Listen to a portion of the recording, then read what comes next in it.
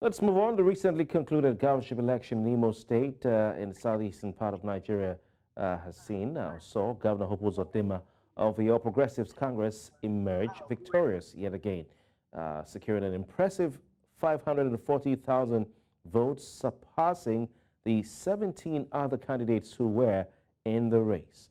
The election outcome has sparked serious reaction across the state and beyond.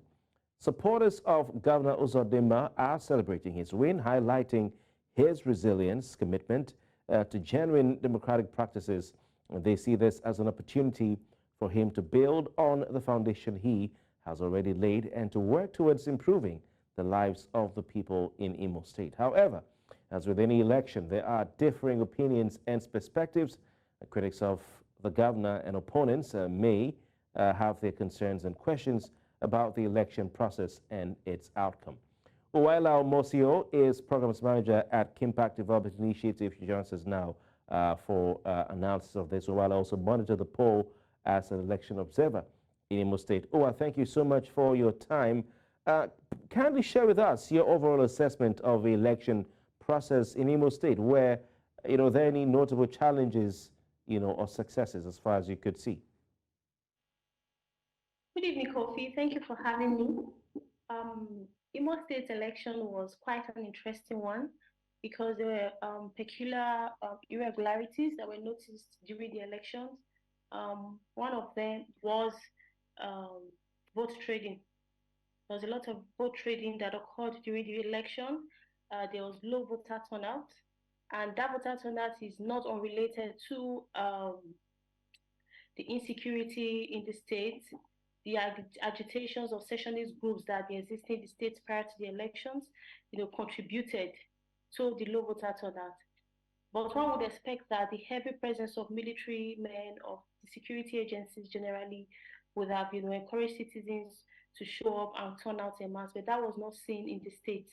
But there was a lot of vote trading that went on, and INEC could not deliver on its mandate as it promised. INEC had talked big and made promises to say, because there was already the issue of distrust between the citizens and INEC.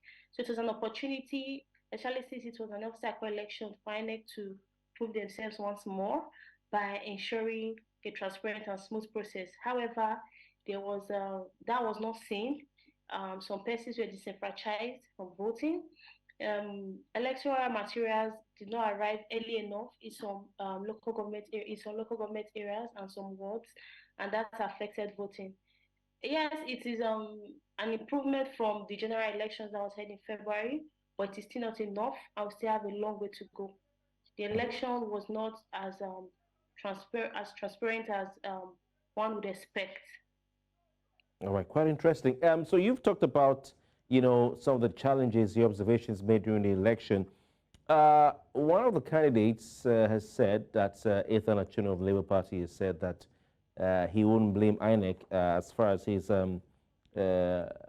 election loss is concerned and some of the things that he has to complain about. But he is saying that he would blame the politicians of the opposing parties. Also, he's pointing an accusing finger at the security agencies, as Ethan Achuno. What can you say about this, especially the conduct of the security agencies during the election? We know that KDI, your organization, had some security assessment and risk assessment and all that. Okay. So prior to the election, we conducted a pre-election. There are three phases of an election. We have the pre-electoral phase, we have the election phase, and the post-election phase. So we had long-term monitors in Imo State, Bayelsa, and Kogi State. And what they did rather in those states was to conduct analysis. They had survey that attributed to the citizens. It was for us to be able to assess the environment, the electoral security in the environment even before the elections. And this was used, the report produced was used to engage security agencies, and this even helped them in their deployment. So like I mentioned earlier, there was heavy presence of security agencies. However, we know because of the irregularities that has always been associated with the electoral process, people were afraid to come out en masse, even with the heavy presence of security, because they did not trust the security people. But however, I think the security agents that were on ground from the report that we got, also played impactful roles. They played positive roles. If you notice during the reports that were during the election, even on the election day, there were some cases of trying to snatch ballot boxes, and the security agents that were able to interfere in the process.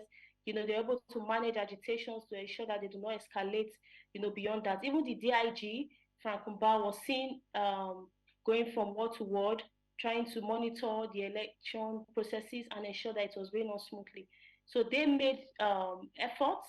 They carried out intervention efforts. However, we think that it was not sufficient, and there is room for improvement going forward. Did you see the level of violence that was anticipated going by your indices and those indicators that you flagged, hotspots that you had and all that, which you highlighted at some point during the pre-election phase as KDI? Okay, yes, we saw that playing out again. There are some local government areas. An example is Osu. In Osu local government, the political environment was already polarized, seriously polarized, to the point that we could not even conduct adequate survey in that local government area. Because what we experienced was that the nation of elections, it raised eyebrows and raised reactions from the people. Okay, there was already that. And in those local government areas, it affected where there was no voter turnout. That could have been part of the reason why there was reduced violence. Thank God, I will not say it was entirely peaceful, because there were irregularities during the elections. There was also some recorded forms of violence. However, the anticipation of, luckily for us, the anticipation did not, the violence did not escalate to the point that we feared it was going to escalate to. And I think the heavy deployment of security agencies, the strategic deployment of security agencies, helped to mitigate that level of violence. So we saw that violence was reduced as a result of the deployment of those security agents to those hotspot areas that were mapped out. Right, thank you very much, Omosigho, the programs manager with Kimpact Development Initiative. It's been good having you on the program. Thank you very much.